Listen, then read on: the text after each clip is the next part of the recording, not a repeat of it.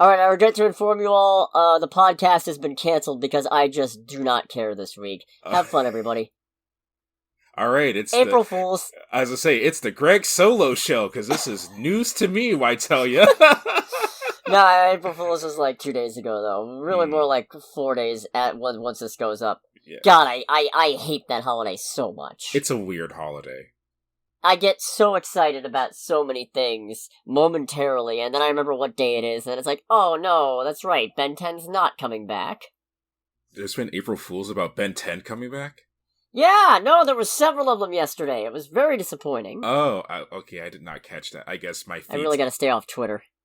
Okay, well, that's your problem. Yeah, I know. Tell you what's an actually good April Fool's joke, though. The murder of Sonic the Hedgehog. An official Sega-published freeware game on Steam that is, no lie, a murder mystery where you have to figure out who killed Sonic.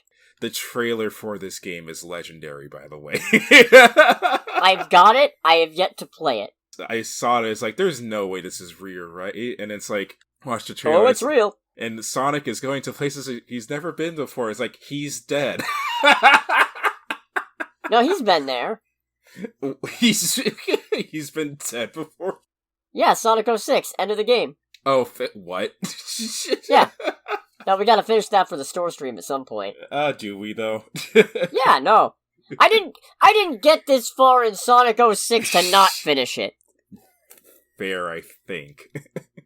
Anyways, yeah, most April Fool's Day jokes are garbage, like the one I led with. That's 4 days late. But, no, this one's good. I feel like you should automatically win April Fools when you make an April Fool's joke that is an actual product that anyone can mess around with. Yeah, that's definitely a good criteria, I think. Yes. So I'm looking forward to playing this a lot. Oh, yeah. I wish I had a non-crappy computer to play it on. And maybe I'll have some extra free time this summer, because E3 is not happening. I'm sad. Was anybody really surprised? No, but I'm still sad. Yeah. I'll miss the Ubisoft cringe competition. I'll just generally miss the everyone doing some variation of how do you do fellow kids for their E3 presentation. I love it. It's always so uncomfortable. And very much so. Ubisoft would usually win, but I don't know if that's a prize worth winning. But yeah, no, after Ubisoft, Sony, Microsoft, and Nintendo all bowed out, they decided, yeah, there's not really enough people here to hold an E3, so we're not doing it. Wasn't there something in their official statement as far as, like, logistical issues or something like that? Yeah, I think. Global Vice President of Gaming for ReedPop, the organizer for the event, said, "We appreciate and understand that interested companies wouldn't have playable demos ready and that resourcing challenges made being at E3 this summer an obstacle they couldn't overcome." Which, when has that stopped studios in the past? I mean, to be fair, what it most likely is all the big dogs realizing, oh shit, we don't have to schlep out for that. We can do our own shit. Mm-hmm. And people will watch. True. What do I need you for?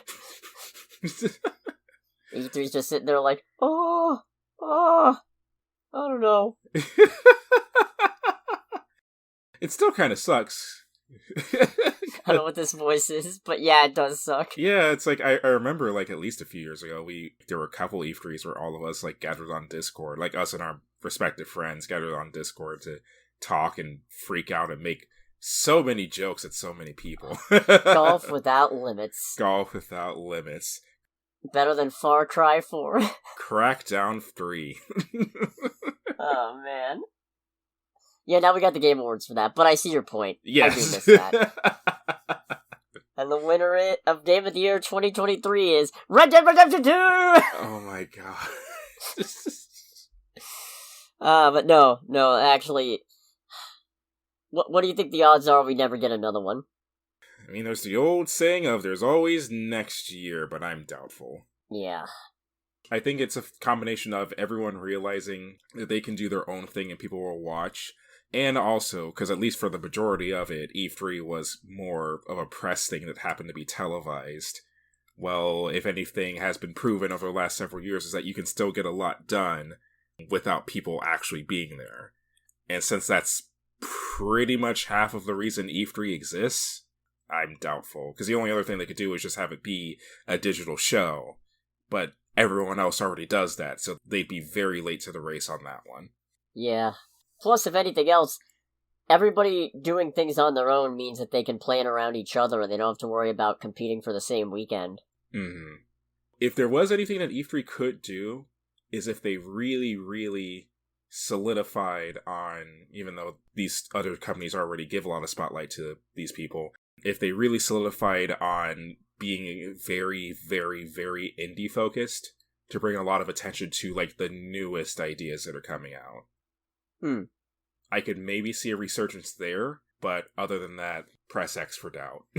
I guess all the smaller studios could band together and do their own thing to try and get big corporation senpai to notice them. Notice me, Sega Senpai. Bold of you to assume Sega's one of the big dogs. Notice me, Microsoft Chan. Oh, that felt disgusting just to say out loud. Oh man, that's an anime I'd watch. Speak for yourself on that one. I never said I'd watch the whole thing. As I say, don't be like me, Cody. Don't read/watch trash because it's like, I hate this, but I can't stop. I have to know how bad this gets. Don't do that to yourself. I'd give that concept a solid 3 episodes. That's not the only gaming news, though, and I'm going to move along because, oh boy, this is already spiraling out of control. Yes, just a little bit. We got our gameplay look, our first gameplay look, really, at Legend of Zelda Tears of the Kingdom. As someone who has never touched a Zelda game, and if I'm being completely honest, even though this game looks cool, I probably won't pick this up. How dare you? Largely because I don't own a Switch. That's fair. There is some weird and I feel like borderline busted shit in this game. Yeah, I'm very confused by some of this. So basically, the main breakdown we got is you got some new, I guess they're Sheikah Slate powers, where originally you had the bombs, you had Cryonis, you had Stasis, but here it looks like they've added some / tweak some. Now you've got Rewind, which can change the not change, but reverse, basically, the trajectory of objects. Link was seen using this to reverse time on a fallen platform from a sky island to get up to it. Which was kind of crazy. It's such a weird sentence to hear out loud. There's Ultra Hand, which lets you stick stuff together and apparently will basically let you create vehicles, functionally, out of stuff you find lying around. Mm-hmm. Which is presumably where those vehicles from the trailers came from. Mm-hmm. Link's just like, I built this in a cave. With a box of scraps! When I saw that, those pictures like, okay, real talk, can you build a fucking tank? Like, if you can build a tank, that would get me so close to buying a Switch just for that game. Like, no lie. That would be really funny. That would be amazing. It's just, Link's just rolling up being like, America. Tank lid pops open, Link pokes his head out. Ha! Retreats back in. But no, the real news here are the abilities Ascend, which lets you go through the ceiling, any ceiling. Which is so broken. That's crazy. That is so insane. Because apparently you can even use it to, like, ascend mountains. Yeah, you can, like, literally dig through rocks. And it doesn't seem like there's any kind of real limit? The one that kind of killed it for me was when they were like, oh, you find yourself in a cage? Is there a ceiling above you? You can get out. It's like, I feel like that takes away from the consequence of getting captured. No, because all the enemy's gotta do is leave the ceiling off the cage. You'll be completely powerless. Fair. We got you now, Link. A cage with no ceiling. What?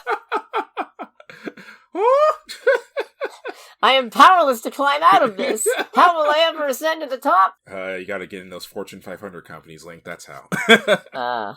Actually, you know what? Not even a cage. Make the bars too close together and too thick to get you real good handholds or footholds, and then I thought, well, why not just make a sheer wall? And it's like, okay, so it's less of a cage and more of a box with no lid. Oh, so Link's That's a cat now. That's how we're gonna get him. Link it. Yeah. Awesome. And then the craziest one is Fuse, which apparently lets you meld objects to weapons, or weapons to weapons. I know this is gonna sound stupid in the context of Zelda, but this is one where I'm just like, laws of physics? What are those? I'm gonna stick this rock to a stick, and now I've got a hammer. And also, magically, the rock goes to, like, half of its size, but we're not gonna talk about that. No, of course not. Oh, this guy's like 15 feet away, let me meld this stick and a pitchfork. And now, like a crazy, like, multi-pointed javelin. Oh, you could stick a mushroom to a shield, and then it explodes into a puff of smoke that you could use to backstab someone and insta-kill them. When that part first showed up, I was like, okay, I have so many LSD jokes or something like that. Like that was just a red versus blue. Wait, that's illegal. Yeah, it's like, where is this going? Honestly, the whole thing of like hitting the mushroom and it basically creating a smoke bomb, that was one I was like, okay, that's actually pretty cool. Yeah. I can see a lot of tactical use out of that one. My personal favorite was the monster eyeball on an arrow to make it a homing arrow. I saw that, I was like, and we're right back to being completely busted. Especially when I say this with, like, no knowledge of Zelda or anything like that, but he's just like, oh, general direction of your enemy? No problem. Shrink, and they're dead. Oh my.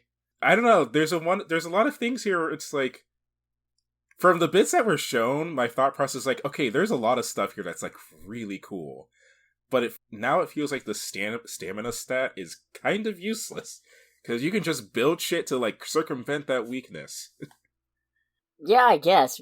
You could be like the fat Earth people in WALL-E, almost. Huh. Yeah. I don't have to go anywhere. I got a hover chair now. Yeah, exactly.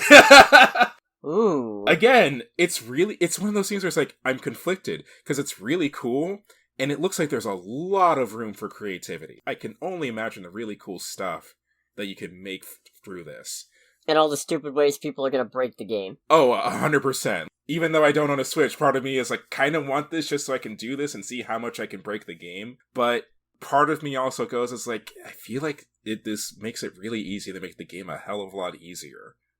Yeah, which, I mean, hey, if you can figure it out, nothing wrong with that. Yeah, that's fair.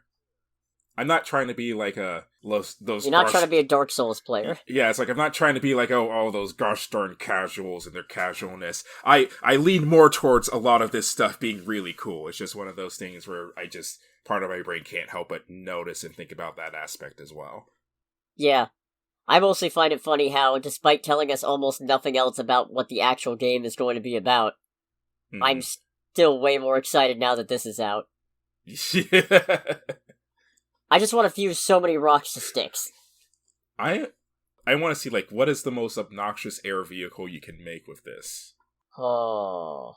That was my thing. It's like, alright, look, because we can make, like, things that float and make things that just, like, fly straight upwards. Like, can you create things that have, like, actual control surfaces? Like, with the boat that they showed where you attached a fan to it, it's like, okay, is there a way to have a rudder or something like that? I think that would be really cool. I'll leave that to more creative types than me, because the gummy ship was my least favorite part of Kingdom Hearts. I am now demanding the legendary Zelda X Armored Core crossover. In which Link makes a mech suit entirely out of junk he found lying around. and climbs the ranks to become Hyrule's #1 mechanized mercenary. Amazing. It's like, I demand this crossover, like yesterday. I'd play it. So that was what I had for gaming news. I had a lot more than usual. Let's move into movie news, and I'm going to start with some of the most recent and most tilting news I've received all week. Oh boy. Live action Moana. Mm-hmm. With Dwayne Johnson coming back. Have they mentioned at all who's going to play Moana herself? I don't think so. Okay. You just did this movie! This movie is not even 10 years old! Now I want to look it up. When did this movie come out again? 2016! Oh, okay. It has been 7 years! I honestly thought it was younger than that. Like, not gonna lie. Still, out of all the and I can... If it wasn't The Rock, I'd respect his statement a lot more. Because for him, it's a cultural thing, and I understand that. And I understand this is an important thing to him. But I feel like if you really wanted to spread awareness of your culture and show pride in it, you tell more stories. You tell some different stories. Not just redo the one that was really popular. But then again, that one was a big box office draw for you. So, oh, I wonder why he's bringing back this thing that was really good for him so you can play. Fuck! I'm so sick of these live-action remakes, and I'm so sick of The Rock. Staying on with live-action remakes, one bit that of very conflicting, but me personally leaning towards excited, is that there's been a confirmation that the hybrid live-action remake of the Aristocats will be directed by Questlove. That's right! Which, for the uninitiated, Questlove is the drummer and general, frontman for the legendary hip-hop jazz band, The Roots. And that's one where it's just oh, I don't think I can hate this movie. Just that alone might make this the first, live-action Disney remake that I actually go to theaters to see. Wait, you haven't seen any of the others? I don't believe so. Huh. If I have, I can't think of any. Or at least not in theaters. I know you didn't see Aladdin? No, Aladdin we watched for a movie night. Huh. Yeah, Dumbo? No, also movie night.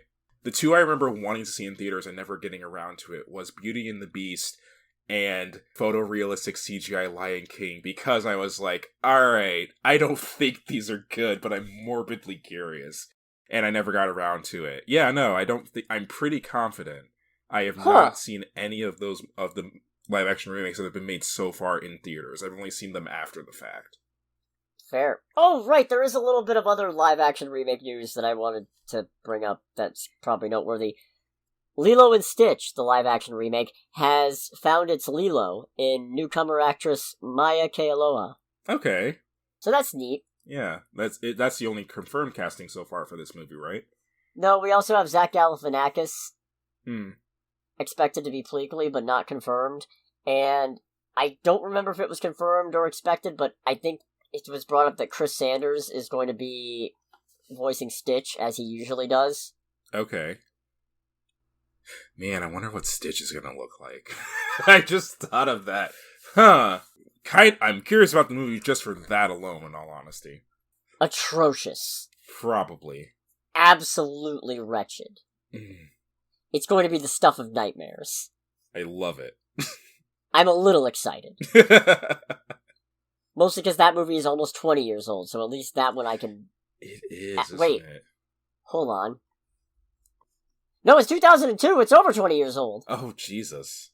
Yeah, no, okay. Yeah, no, that would make sense. Yeah. Stares angrily at Moana. And I liked Moana! I liked that movie a lot! Oh, yeah. There's just no need for it. There's no reason to do it again. What's next? Live action Frozen? They're gonna do a live action Frozen. As to say, they are absolutely going to do that at some point. There's no question. Yeah. There is. Yeah. Inevitable. Yeah, that is one where I'm like, okay, that one is 100% happening. It's a question not if, but when. Yeah. Got some crazy Batman news. Is he a fascist? We'll get to that. Alright. But I like your gumption. Very good foreshadowing.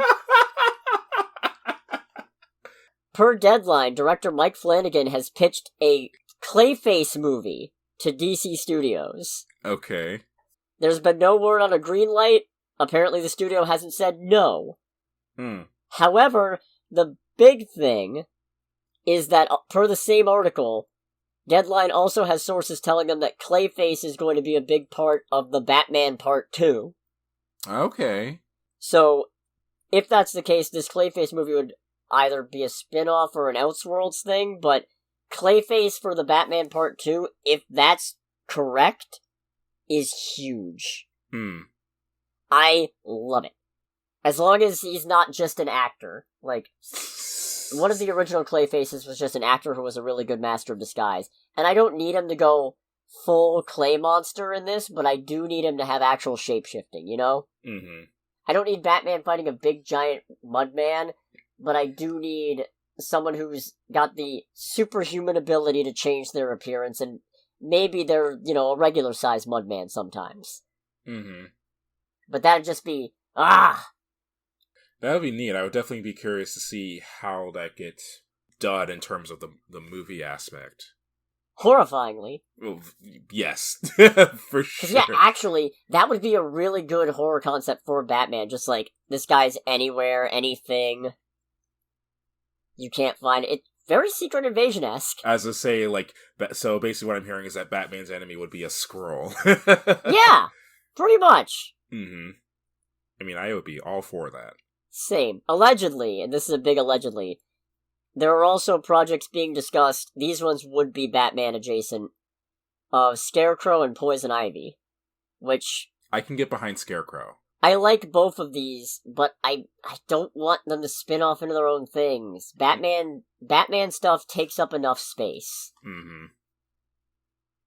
If you can't fit it into Batman stuff, leave it. Yeah. Or at the very least, leave it until you've got some members of the Bat family up and running. Mm-hmm. Yeah.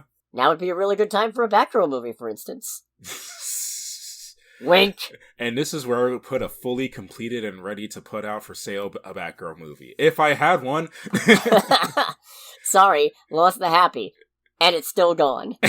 Sorry, lost the happy in the tax write-offs. Yeah.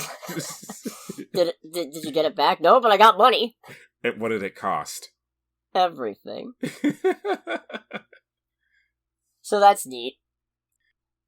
Ike Perlmutter is out at Marvel Entertainment. Who is that? Basically, he's been the guy in charge of Marvel for, well, not in charge, but how do I put this? No, he's been CEO of Marvel Entertainment for years. I think he got it in like the 90s. Oh boy. And to his credit, because he's a very, some would say frugal man. I was gonna say polarizing. The others would say ridiculously cheap. So polarizing. Excessively so. So we would say polarizing, just in the financial sense. Yes. But, to his credit, he is partly responsible for Marvel being able to pull itself out of bankruptcy to the point where it could reach the point that it's at now. Mm-hmm. However, he seems to have stuck with that excessively opposed to spending situation to excess. Oh boy. He once complained that journalists at a press junket were given 2 sodas instead of 1. Are we sure this dude isn't just Mr. Krabs? At least one Avengers media event, Disney ran out of food due to his constraints about what they were allowed to do. So this guy is indeed Marvel's Mr. Krabs, then? Oh, yeah. No, 100%.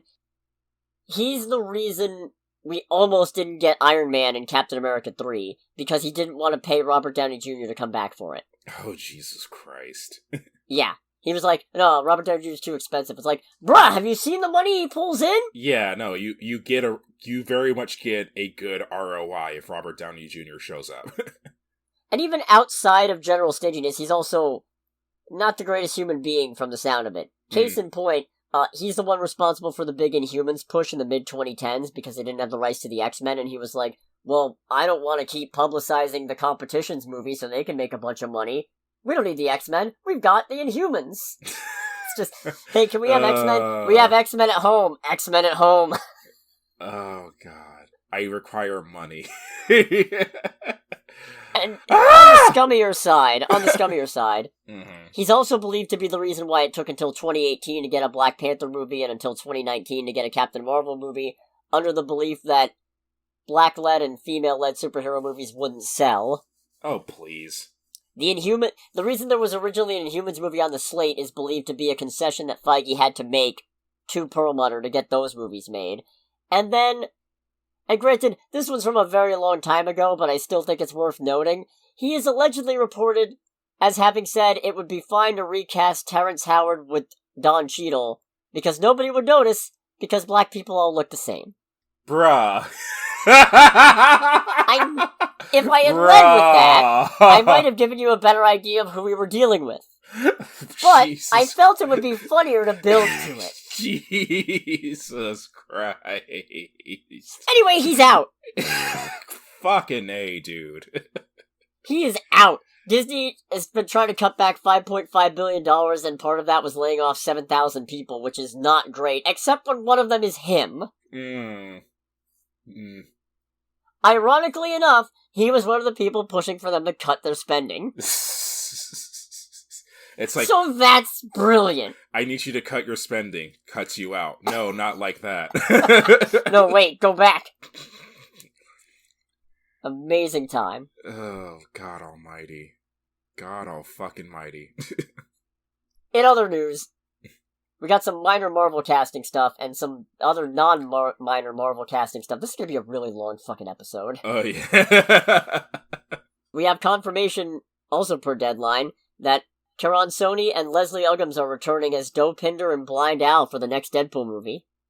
Okay. Yeah, no, I look forward to watching Dopinder run over Kang the Conqueror with a cab. You know, there's going to be a variant.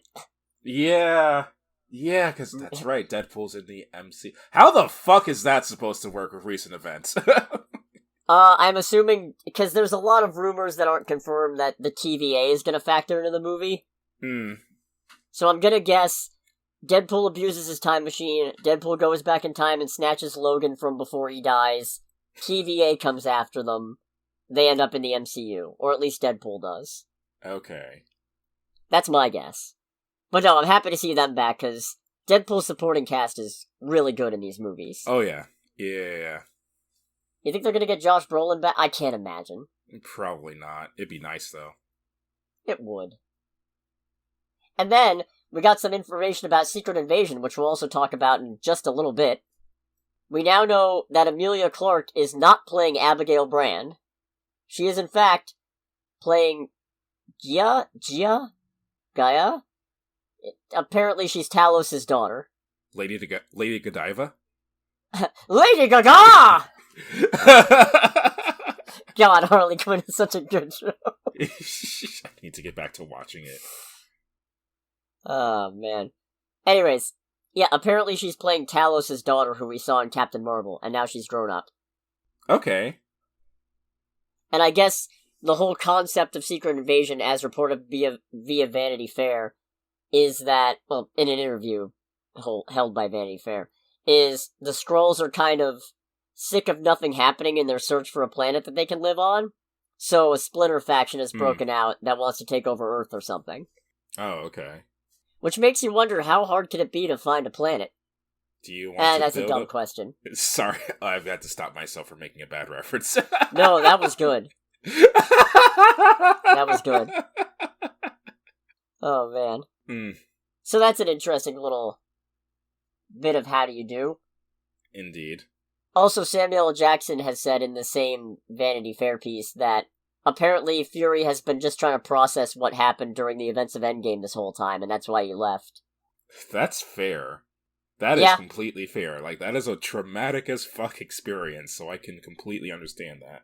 I think specifically he said it was the deaths of Tony and Natasha that shook him up. Which also fair. Yeah, I was gonna say, I'm pretty sure of all of the Avengers, they were probably the two that were the closest to him. I'd agree with that. Tony and Cap are probably about as equally close with him. And Hawkeye was maybe closer? Fair. I don't know. I was gonna say, Cap is very gone, so that probably might add to it as well. You're not wrong. Shall we talk about the Secret Invasion trailer? Sure. Alright. God, this looks good. This looks like a good time. I know that Marvel, like, always touches on various different, like, niches and types and whatever when it comes to their movies and shows and whatnot, but I always am a sucker for the spy stuff. Yeah, Winter Soldier is still one of the best movies they've ever done. Oh, yeah, and I'm not 100%, because of how many movies there are, I'm not sure if I would say it's my number one favorite, but it is absolutely up there, just on that aspect. No, yeah, it was a really good, grounded espionage thriller-type action thing, and it seems like they're keeping a very similar vibe here. Oh, yeah.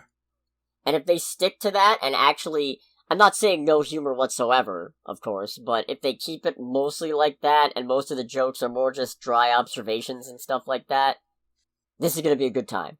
Yes. It's tense, it's crazy, there's explosions everywhere.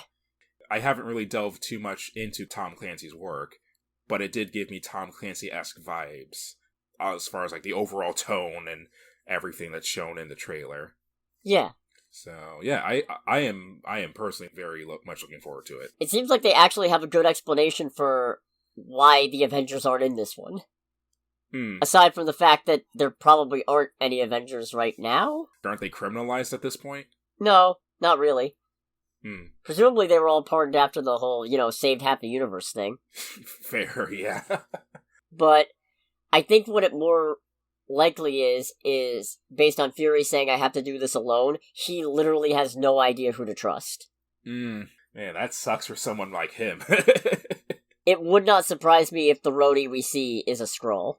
Yeah, actually that would make sense, because, like, when Rhodey is standing there in front of him saying you're the most wanted person on the planet, it's like, shouldn't you be arresting him then? Especially because apparently Rhodey's in very close with President Ross. President Ross. Which is exactly what a Skrull would do! Yeah. As far as I know, in all the things that have happened, Rhodey has not, like, severed any of his ties with the government in any respect. Nah, he has not.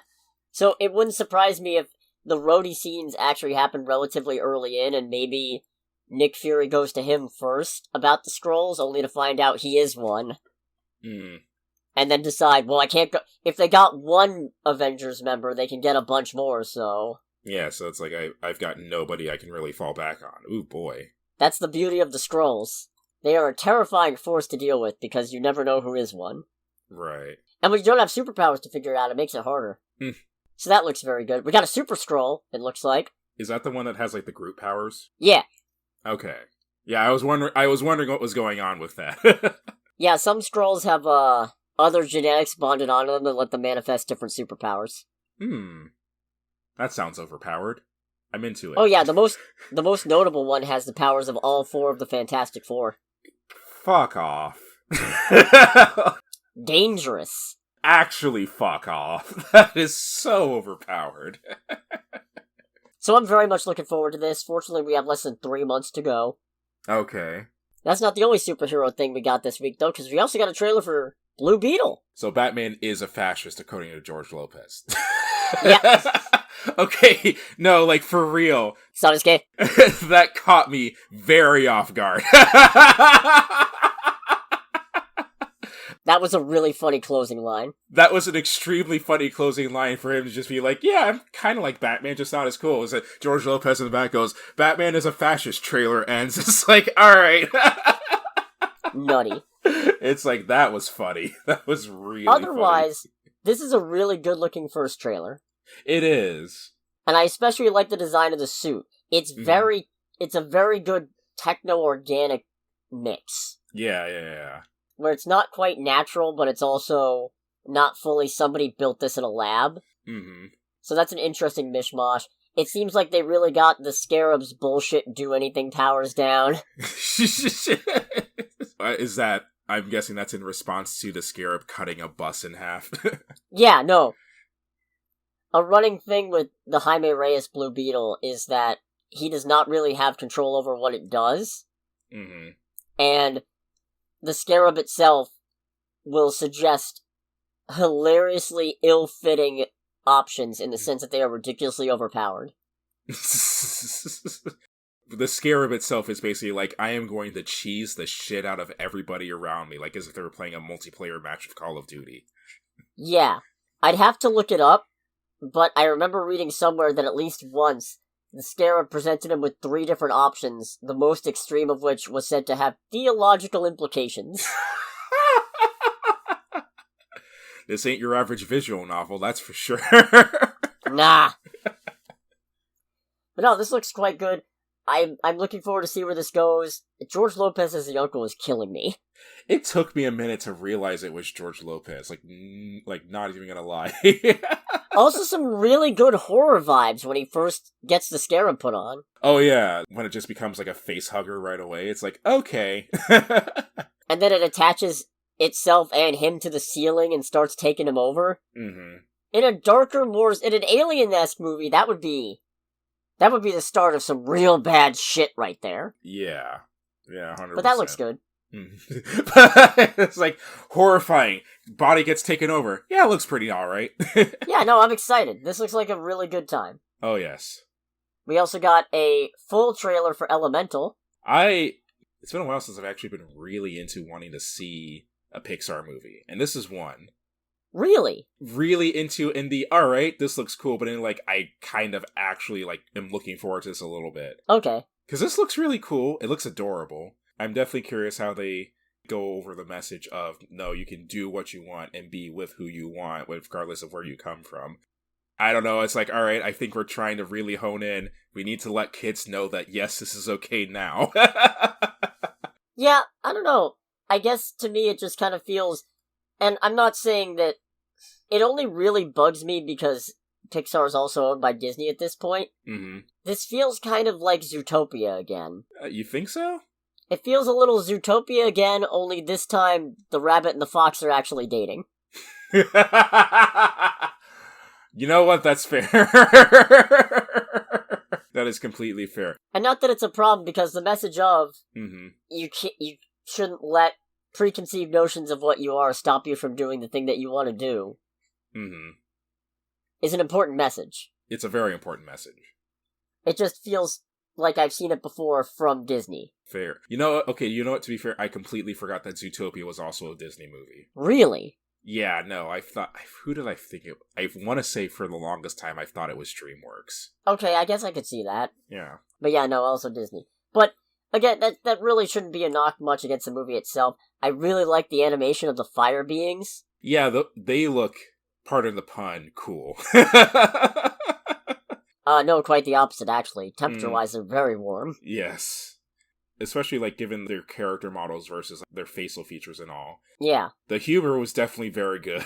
Especially, like, the scene where they both go through the fence and, why are these here again? I don't know. Yeah, because that would really only stop Earth people. Yeah. And maybe not even then, depending on if they're made of, like, dirt. Mm-hmm. Well, I mean... They could just go under it. Yeah, like, if it's someone from the Earth side, it's like, I can imagine they can just dig deep enough to where they don't have to worry about the fence anymore. Huh. Also, the bit at the end where the water character is trying the... super spicy food. The super spicy food, and he's like, just eats it. I was like, okay, no. I know this movie is not going to do this because that would be horrifying, but you should legitimately be dead right now.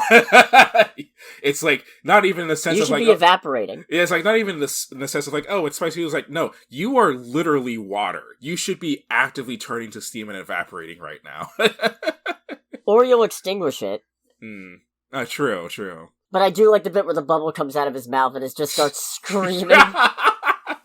And it's like, see, he likes hot food. He likes it. And it's like, oh, that's actually kind of cute how you're trying to save face for your man. That was cute. No, this looks like a really pretty movie, and I'll still watch this over The Flash, that's for sure. Oh, no question. No question. Especially because it sounds like, in trying to avoid The Flash, our friend Christina and I might have accidentally started a mass let's go see Elemental movement. There you go. And by mass, I mean, like, I don't know, maybe like 10 people, but... That's still a lot. We'll see how that goes. Mm. And then, this one I just put on because it's a Wes Anderson movie, and also because this cast is insane. Asteroid City. The cast in this movie is very insane, and probably extremely expensive. I think I heard somewhere that the budget on this wasn't actually that big. Hold on. Budget of around 30 to 40 million. With this ensemble cast? Holy shit! I refuse to believe that. Well, Wes Anderson has a weird fucking filmography. Because, I mean, he did Fantastic Mr. Fox, he did The Grand Budapest Hotel, so it wouldn't surprise me if some of this... He did Isle of Dogs. Oh, did he? Yeah. Okay. So it really wouldn't surprise me if this is just a case where the actors just want to work with him on something. Fair. But Jesus. Yeah, I will say, based on the trailer, it's like, alright, this is very much kind of a... I can't think of any other phrase, and I don't think it's even the right phrase to be, other than, like, this is very much a performance movie, in that this is very much a movie that feels like the people who are in it are people who love cinema for the artistic side of it, if any of that makes sense. No, I get you. And that was further reaffirmed where it's like, who's in this movie? It's like Scarlett Johansson, Tom Hanks, Tilda Swinton, Bryan Cranston, William Dafoe, Margot Robbie, Jeff Goldblum. It's like, Hong Chow, alright, this makes a lot more sense now. Liev Schreiber. Yeah, like, these are all, like, phenomenal actors and actresses, and I'm like, yeah, in a weird-ass artsy movie like this, which is the vibe I get from it, this is the ensemble cast that I can think of. You know what I like? This one feels stagey. It feels like, just from the bits I've seen, of course, it feels like a big budget version of a play. Yeah, you know what, I get that vibe from it as well. And it's very... I don't want to say minimalist, because it's certainly not. Mm-hmm. But it kind of feels that way with the expansive desert and the blue sky, but also the sets are still colorful and stylized, and they pop. It pops. This movie really pops. Just based on the trailer, at least. But I'm looking forward to this one. Right. I'm seeing something that I guess, as it currently stands, the movie has an R rating from the MPA, and Focus Features is trying to appeal that. Huh. Yeah, I guess a citation for brief graphic nudity. I wonder if we get that Scarlett Johansson nude scene. Honestly, I feel like that would be it, if anything. So, just based on, like, the small bit from the trailer. I guess we'll see. But, otherwise, yeah, this looks good. This is very much okay, this appeals to, like, the weird-ass humanities, like, guy in my brain. Yeah, no, the one in my brain's freaking out about this, too. I'm gonna run through box office real quick. Okay. We did see the highest grossing movie domestically this weekend, because it was Dungeons & Dragons: Honor Among Thieves. Yay! Took in $38.5 million domestically, and in total for a $71.5 million worldwide total. That is against a $150 million budget, though, so this movie's gonna need some really strong legs over the coming weeks if it wants to actually make its money. Yes. Which is kind of crazy, because everything else on this list is apparently doing numbers comparatively. Second place is John Wick Chapter 4. Okay. Took in $28.2 million domestically this weekend. It's got a $122.8 million domestic total, and is sitting at $244.8 million worldwide. That's against a $100 million budget, so it's already in the green, most likely. Mm-hmm. No, in the black. No, in the green? I don't know. Yeah. Colors are weird. I think I could give it to either. Third place, a movie I didn't even know existed. And it's called His Only Son. And it's about Abraham. The religious figure? Yes. Okay. Took in $5.5 million domestically this weekend, and in total, no worldwide release. But the budget was apparently only $250,000. Alright, we got another blood and honey situation, I guess. Yep. Fourth place is Scream 6. Took in $5.3 million domestically this weekend for a $98.2 million domestic total and $147.6 million worldwide. So that's rolling in it right now, considering that its budget was only $35 million at tops. And then in fifth place, Creed 3. Took in $5 million domestically for a $148.5 million domestic total, and it's sitting at $260 million worldwide against I think $70 million budget, so okay, that one's also doing good. Indeed. Poor Shazam. God, it's only been like, what, 4 weeks? This is its third week. And it's already out of the top 5. Yep. Ugh. Rough. Indeed. That's rough, buddy. Let's talk Dungeons & Dragons. Let's talk D&D. And no, we are not going to masquerade as your DM. Haha. This was a good one. And by that I mean it's a fun one. It's a fun movie, and I think we both concluded another example of Hollywood doing a bad job at marketing a film. Yeah, no, that first trailer was awful. Mm. But this movie is basically fantasy Guardians of the Galaxy, but in a good way. Yes. Yeah. Because I think when I first saw it, when I first saw the trailer, I thought this is just Guardians of the Galaxy with a fantasy coat of paint, and it kind of is, but in a much better way. Mm-hmm. In the sense of, it's still decently sincere. It's still a really fun time. The laughs hit. There are an awful lot of sad moments, and they don't really bring you down all that much, I guess. No, yeah. But, yeah, I would say that there's not a lot of sad moments, but there's definitely some serious moments, and the movie does a good and seemingly very rarely good job, at least amongst other movies, that is, of knowing when to dial back the funny for the serious bits so the serious bits actually stick. Yeah. So the premise is, Chris Pine is a bard, and Michelle Rodriguez is a barbarian. And they got locked up for doing a theft with Hugh Grant and a wizard. Mm-hmm. And a sorcerer who's played by Justice Smith. Mm-hmm. But he got away. And then they bust out of jail, and then they find out that basically they have to go on a quest to save the town of, what was it, Neverwinter? I think so. For as much D&D stuff as I try to keep up on, you'd think I would know these things better. But point is, they assemble a ragtag bunch of misfits to go stop an undead uprising or something. Yeah.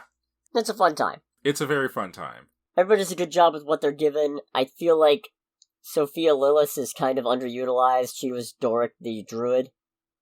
Yeah, during the movie I was like, you don't really have a lot to say or do a lot of the time. Although she did get a very good action chase scene. Beyond that, I also felt like she was very underutilized.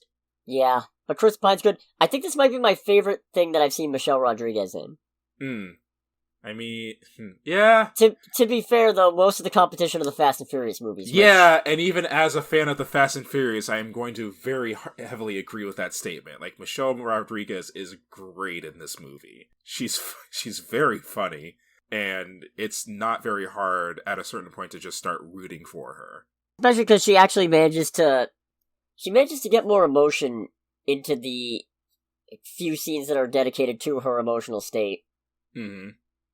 Than I think you really get from some of her other movies, like The Fast and the Furious. Yes. yeah. There's no kidding there, unfortunately. And then Justice Smith, good as a sorcerer, especially funny for being a sorcerer with very little confidence. Oh yeah. Considering their whole thing is charisma. There's a lot. That is one of the things I like about this movie. So I used to play D&D a decent bit.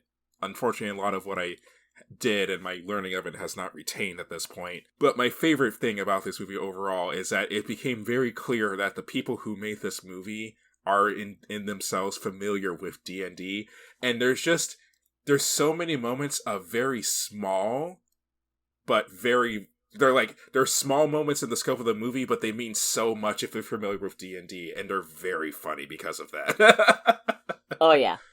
And the whole movie just has that, I said it was Guardians of the Galaxy energy, but to be more realistic, it's really that kind of, because of the fact that the serious moments aren't maybe as serious, mm-hmm. It's that energy of a bunch of people sitting around playing a Dungeons & Dragons game, because basically all the NPCs take it all relatively seriously, mm-hmm. But the entire adventuring party is only kind of half taking it seriously. Yeah. Everybody's got a wink and everybody's got a quip, but in that way where it's not always smooth and it doesn't always come out, and then everybody else will be like, why? So that was fun. Hugh Grant is yeah, delightful. He is great in this. You can tell he's loving every minute of this nonsense. He's just sitting there like, oh, this is all so ridiculously just stupid, and I'm here for it. Yeah, I definitely get the vibe of, okay, this man's enjoying himself, because he's like, okay, I know this is dumb, everyone else knows this is dumb, but because of that, I am going to get no shit at all for also being as dumb as everything else going on. And he just runs with it. In a whole movie where most of the quote-unquote player characters, it feels like, aren't taking it seriously. He is super not taking it seriously. Yeah, no. He's in the vein of, yeah, I already got what I want. I'm just on top of the world right now. Have fun, guys. Yeah, it's like, I've got everything I want. Everything else at this point is just a bonus. Ta-ta! What else? There were some good uses of magic. Mm-hmm. I'll get into it more. We saw the portal scene in the trailers, which was fun, but there were some other really clever little things here and there that I'll get into more when we can get into spoilers. Mm-hmm.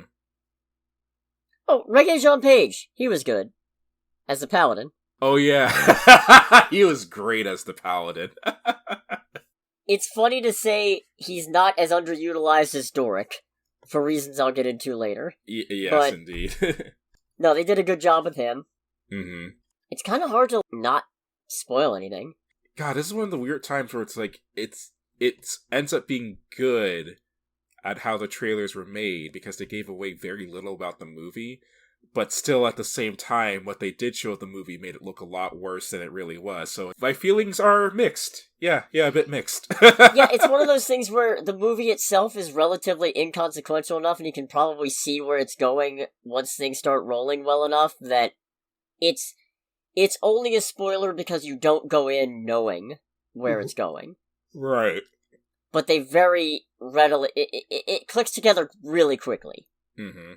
But that makes it hard to talk about without getting into spoilers. Yes. You got anything else? Not particularly. Alright, in that case, before we get into spoilers, I'm definitely going to say, give it a watch. It's definitely worth it. Yeah, this movie is 100% worth going to theaters to see. It's not breaking any, records for greatest movie ever made, but it's a really fun time. Oh, yes. And I'm very much hoping for sequels, maybe not with this party, though. The magic of D&D is that, when one adventure is finished, it's like, alright, we're going to make another one just with different characters. So they could get away with making more movies in the universe, but having different characters and different, archetypes or whatever, and it still being just as good. Exactly. Alright, so if you don't want to get spoiled for Dungeons & Dragons Honor Among Thieves, make sure to click away in 3, 2, 1. So, Holga's halfling ex-husband is Bradley Cooper. Yeah. That was in the back of my head. It's like, I think that's Bradley Cooper. I'll look into this later. I think the best part of it isn't even that her ex was a halfling. It's that he proceeded to then marry another super tall barbarian woman. Mm-hmm. I mean, man's got a type, so no shame in that. I will say that bit where the two of them talk to each other is probably my favorite part of the movie. Really? Yes, because we're talking a little bit about how the movie takes the serious part seriously. I was expecting, given the situation, I was fully expecting there's going to be some kind of quip or something here, and the man's just straight up, it's like, yeah, because I tried to make this home where, you felt comfortable and safe, and you weren't so sad about being ditched by your tribe, but you spent your entire time just being sad about that, and I understand, but I just couldn't take it anymore. And still being the whole thing of even with that, I still see that you're a wonderful person, I want you to be happy. I was just like, why don't more movies do this? No, that was really sweet, and yeah. It was pretty poignant. Yeah, it's the fact that it did just a perfect blend of being really poignant, but also incredibly genuine in a fucking D&D movie. Where Bradley Cooper's playing a halfling, opposite Michelle Rodriguez's barbarian. Yeah, no, it's one of those things where it's because that scene is also a conflict, but I also finish the scene and being like, I have zero problems with how that went. None whatsoever. This is my favorite part of the movie. You know the really funny thing? My favorite part is right at the beginning. Mm-hmm. And it's that during Chris Pine's entire exposition of his backstory, he keeps waiting for that one guy, Jonathan? Is that what his name was? I think his name was either Jonathan or Jonathan. Okay. So he's waiting for this guy to show up, and the whole time I was thinking it's because this was either Hugh Grant's character in disguise or something, or it was somebody who was going to be more sympathetic, or somebody they had blackmail information on or something, somebody they could extort into letting them go. Mm-hmm. And then it turns out, no, the only reason they were so insistent on waiting for this guy is because he is a bird person with wings, so they could jump out a window and make him fly them to safety. And then it's like, as they're doing that, the judges are like, "No, we passed through your pardon. You've already been pardoned." That's the most D&D thing I've ever seen. That was something where I was like, okay, all of us would do that. That is the most unnecessarily stupid, impulsive, pointless thing. And it's brilliant. It's very brilliant. There's no genius idea. It's the stupidest thing you could possibly imagine that they're after, and there was ultimately no need for it. And all it does is get them in trouble with the law later. And it's, oh god, there's so many great moments like that of reminding you that it's a D&D movie. To just harp on it, how it's like small, but when it happens, it's great. Harper on it. Well, first off, there's the entire paladin in of himself, where it's like, he is like literally perfect. Like, the first scene we see of this motherfucker is of him rescuing a baby that had been eaten by a monster. He's the player character who the dungeon master brings in because the rest of the party is fucking up too bad. Yeah. And it's the thing of like, the party is fucking up so bad. They're like, yep, no humor. I just need you to not get my people killed. That's all I need you here for. And he is perfect. And it's so great how he is personification of the DM. Because besides me and Cody, we also saw it with our friend Christina, and Christina does some DMing, and there's a scene like when they're in, I forget what it's called, but it's basically the pits of hell, and the paladin is explaining the Underdark. The Underdark, and the paladin is explaining how to get over the bridge, and it is the most asinine, overtly convoluted, just like way to get across it that has to be pitch perfect, and I'm just looking over at her, and she is like losing her shit. And then Justice Smith just triggers it on accident. It's just like destroys the bridge, and then to just add on to that, it pulls the other DM thing of like, shit, they fucked this up so bad. I gotta figure out a way for them to not get killed. And then that walking stick you had is secretly a portal staff the whole time. Yeah, it's like, yeah, that walking stick is actually like extremely overpowered. That is how we're gonna survive for the rest of this journey. Or stuff like creating a horrendously elaborate plan to get inside the vault, only to realize that's not where it was leading anyway. Oh, yeah. It's like that one pirate game where... You were there for that one, right? I don't remember. Long story short, we had a pirate game where the crew all turned into were-rats. Oh, yeah. And it was so funny, because after the crew turned into were-rats, the rest of the party, we were all building, like, fortifications to make sure we were prepared in the event of a were-rat attack, and the whole time, Christina wasn't DMing that time, it was somebody else, and the whole time the DM's just like, are you sure you want to do that? Yeah, no, we gotta prepare, we gotta be ready. Alright, night falls, and nothing happens because it's not a full moon anymore. God damn it! I completely forgot about that. It was so funny. It was such a funny thing because it's so obvious in hindsight. But anyways, no, so Hugh Grant is a right bastard. Oh, he is a monumental shithead. But still so fun to watch. This tea is scorchingly hot. Is there like ye old McDonald's in D&D or something? And she's like, I need you to, like, cool this tea to, like, the woman who's totally not a red witch. And she's like, I wasn't expecting you to put your finger in it. I'll finish that off later. Oh, it's just a wizard. Oh, no, it's a red wizard! Yeah. Another fun cameo. The people in the cage in the center of the maze. Mm-hmm. That's the Dungeons & Dragons animated series adventuring group. Really? Yeah. That's pretty cool. And also, very sad if they're dead.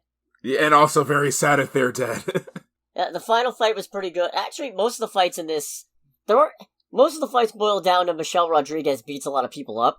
Yeah, Michelle Rodriguez beats a lot of people up. And then the final fight in particular is fun because it's like everyone beats the main like Red Wizard up, who's their whole thing, and the reason why they partnered with Hugh Grant was to basically just murder the fuck out of the entire city to create this army of the undead.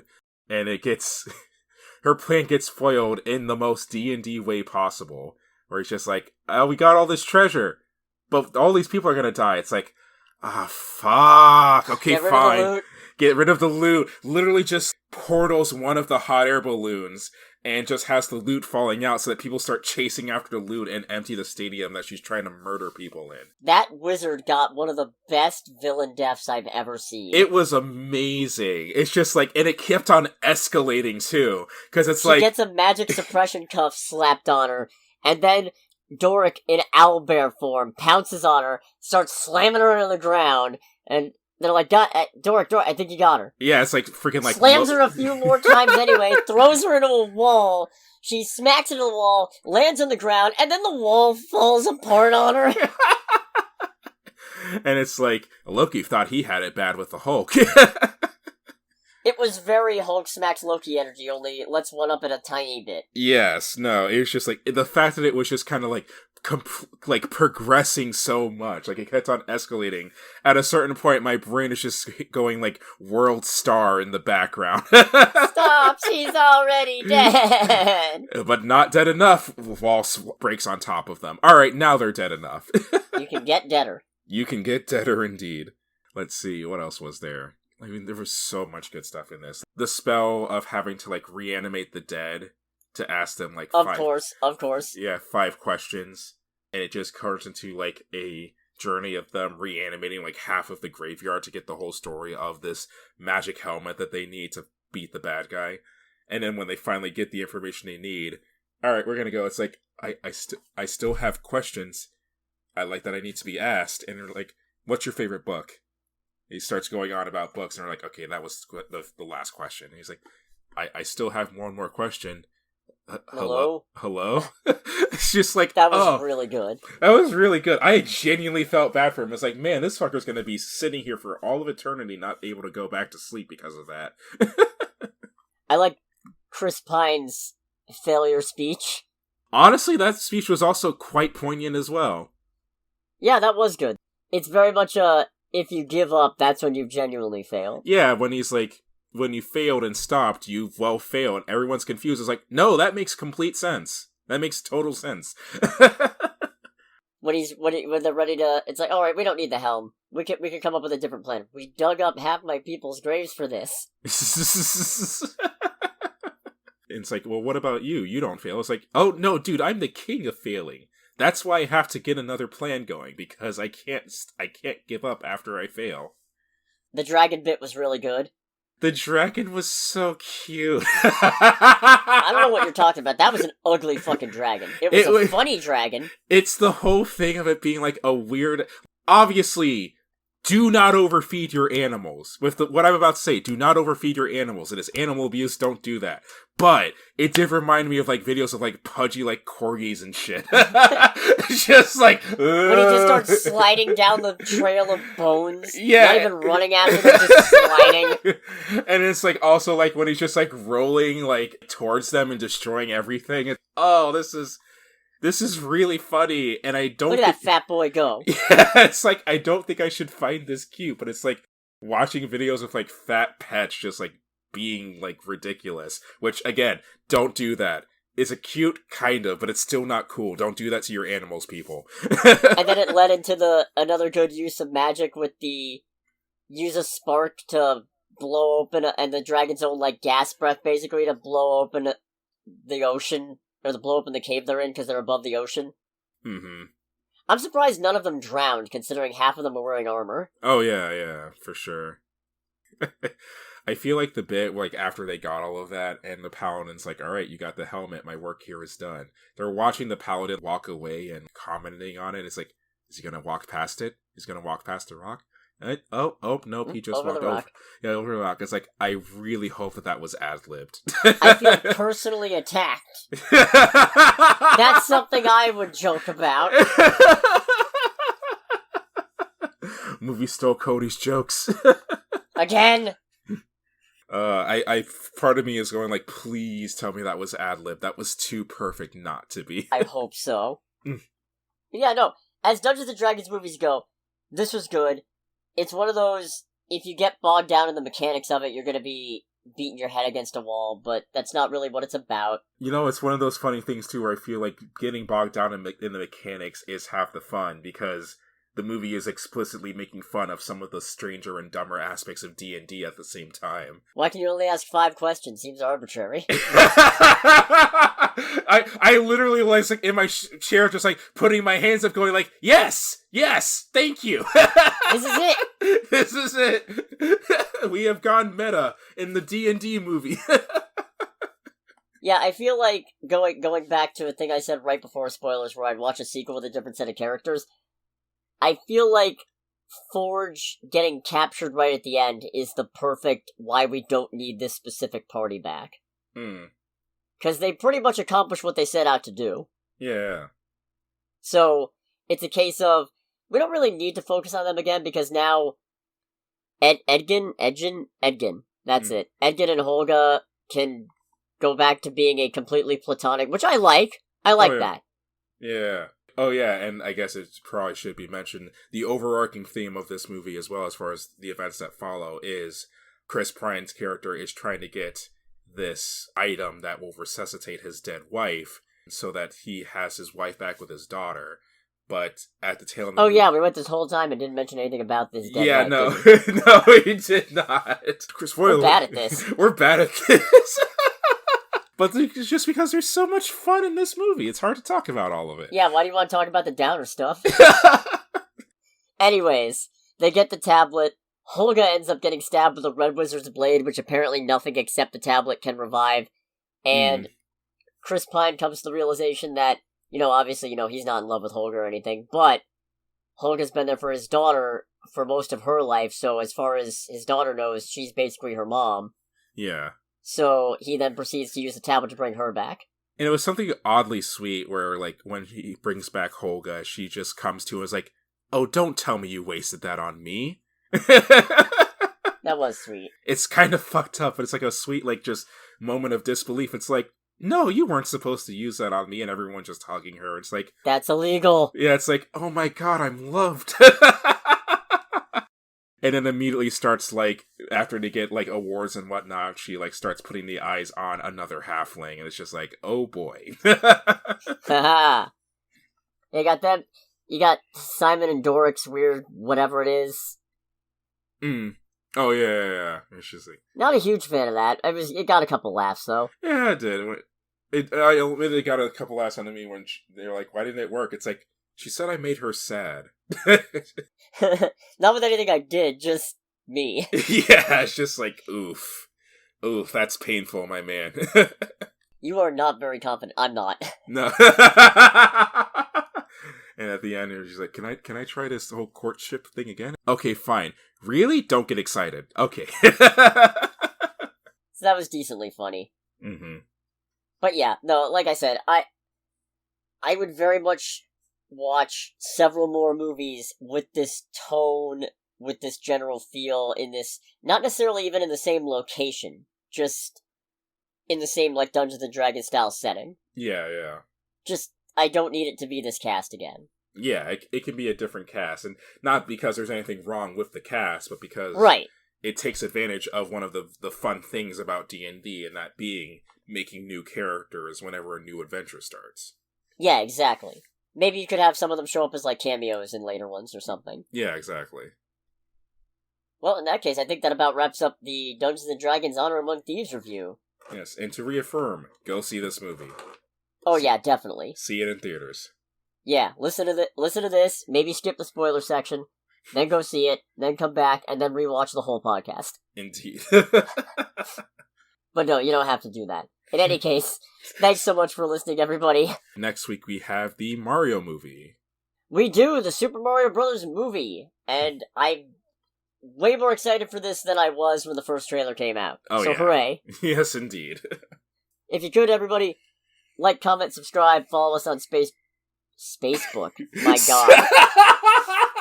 That's an accidental Dragon Ball Z abridged reference if ever I made one. I was to say, is this Facebook in the Cowboy Bebop universe? Oh man. Facebook, Spotify, TikTok, Twitter, whatever you want to do. Doesn't really matter. Maybe not Twitter because it's kind of exploding right now. Oh, that's but when is it not? Yeah. But anyways, thanks again, everybody. This has been Under the Bridge with Cody, aka the Scarlet Troll. And with Greg, aka Greg. And we will catch you guys next time. Goodbye, everybody. Bye.